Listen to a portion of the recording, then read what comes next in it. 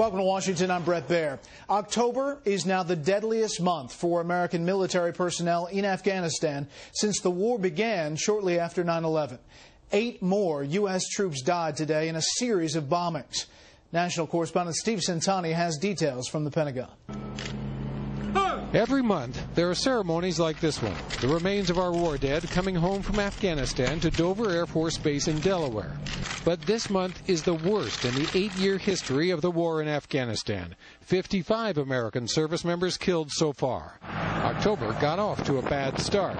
On the 3rd, U.S. troops were ambushed by hundreds of Taliban fighters who stormed their remote outpost in Kamdesh in Nuristan province.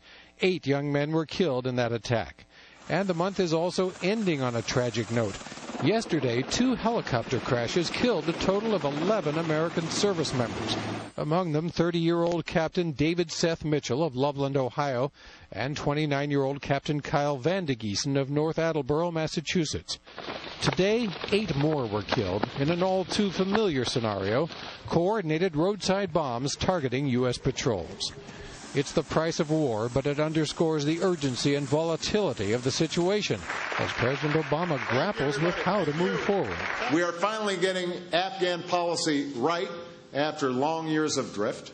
White House Press Secretary Robert Gibbs told reporters off camera today the decision-making process is getting toward the end.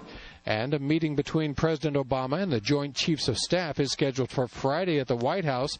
It's the first time the Joint Chiefs have taken part in any of these strategy sessions, although their chairman, Admiral Michael Mullen, has been to all of them.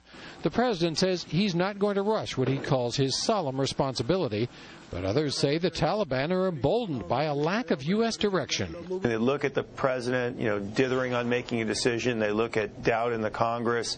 They look at allies questioning U.S. leadership. And so the answer for them is easy, is the more Americans we can kill, the more likely it is the Americans will quit and go home. But nobody here at the Pentagon and nobody at the White House is talking about quitting and going home. It's just the opposite. Officials continue to commit themselves for a long-term commitment in Afghanistan. And as for a decision on the way forward, one senior military official told me today, we're getting closer. Brett? Steve Centani, live at the Pentagon. Steve, thanks.